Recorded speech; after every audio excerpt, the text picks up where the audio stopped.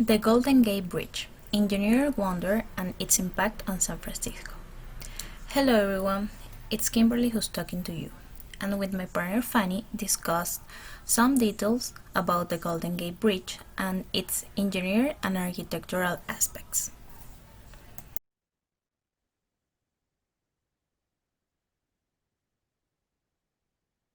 Hi, Kim.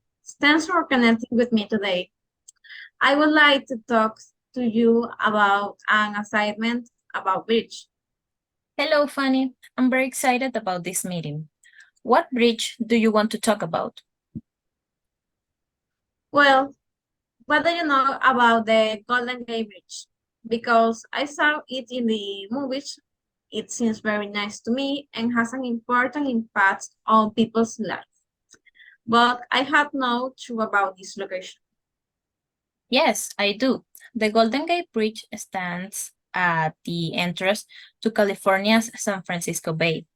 This one links to the San Francisco Peninsula with the Marin County in the state of California, and it has a total length of 2,737 meters. Wow, that's a very long distance. This bridge serves as an important communication route for two places separated by water. In addition to that, I read that the bridge is used to across Broadway lines and full lines, and there is also the possibility of crossing in on foot or by bicycle with lanes designed for this purpose. Without leaving aside its symbolic and aesthetic meaning for the city. Those in charge of designing this work did a great job. And do you know who designed the bridge? It was designed by structural engineer Charles Alton Ellis and architect Irving Morrow.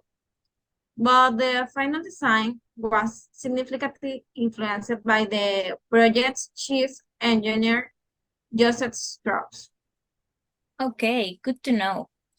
By the way, nowadays this developed international icon and true engineer Marvel carries about 40 million vehicles a year and serves not only as a real transportation link, but also as a major travel destination for millions of visitors from around the world. That's true. One day, I would like to go visit it and post many photos in this beautiful structure with that amazing landscape. So will I. We can go together and escape from so much study and work. Of course, I'm watching an image of the bridge right now. I'm going to share my screen. Okay,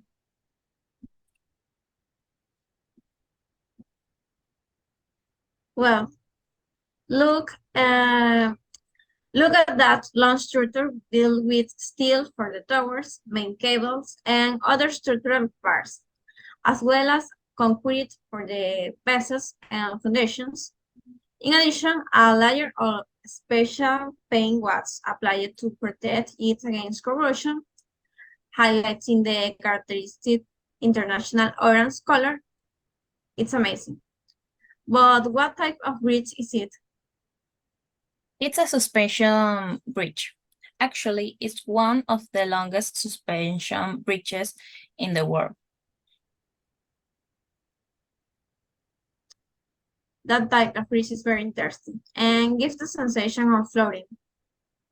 Yes, it's very complex, like a magic, but engineers have managed to decipher the key to such an amazing creation. This bridge, just like all of its kind, is strong and can span long distances. They're expensive because they take a long time to build and require a large amount of material. They are commonly found across harbors with a lot of boat traffic. The primary elements of a suspension bridge are a pair of main cables stretching over two towers and attached at each end to an anchor. Smaller cables attached to the main cables support the roadway. They allow spanning distances up to 7,000 feet, and they are considered attractive and allow large ship and heavy boat traffic to pass underneath. You're right. In the Golden Gate, these towers stand out every certain distance, accompanied by these cables at the top, forming a kind of curve from which fall a lot of vertical cables, which really work to transfer the force to the base. Technically, it is a hybrid bridge with a suspension span and whose ends are supported by cantilever trusses. The amount of wires that make up the cables and were constructed using a process called spinning, invented in the early 19th century. For this spinning, the workers pull a wire with a thickness similar to that of a pencil from the anchor of one bank, passing it over the two towers and to the other anchor. Then the cable was secured and taken back.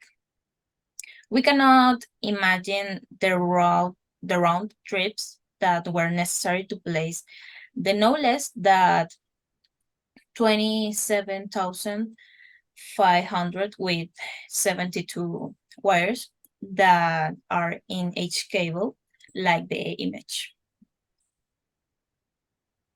This is definitely a work of great math. That's explain why it took too much work. Construction of the Golden Gate Bridge began in 1933 and it was inaugurated in 1937 with a budget of $35 million. And in addition, between 1997 and 2008, they had to carry out seismic reinforcements.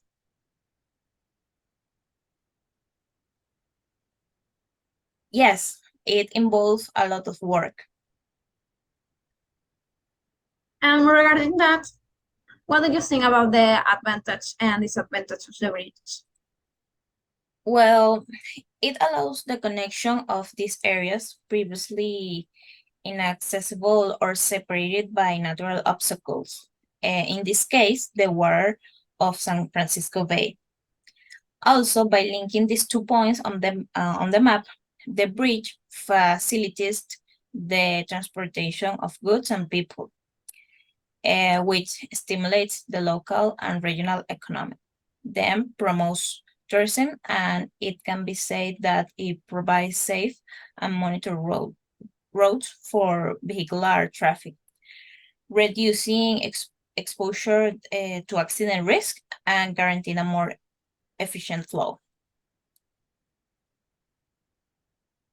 And disadvantage?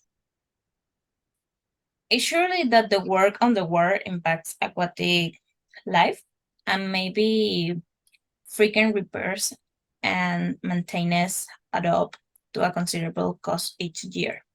Also, in fact, I was reading that the construction of the bridge was a great challenge due to the natural features of the Golden Gate Strait, the strong tides, winds, and fog, the great depth of the strait, and the great proximity to the dangerous San Andreas Fault. So, these reasons delayed its construction for years. Yes, that is the cost, but I think there are more sin goods than sin bads. This is a very good example that humans continue creating and developing them. Yes, that's true. Well, I have to go, Fanny. I have a lot of homework. Me too, Kim. Well, we continue talking at the university. Bye-bye. Bye.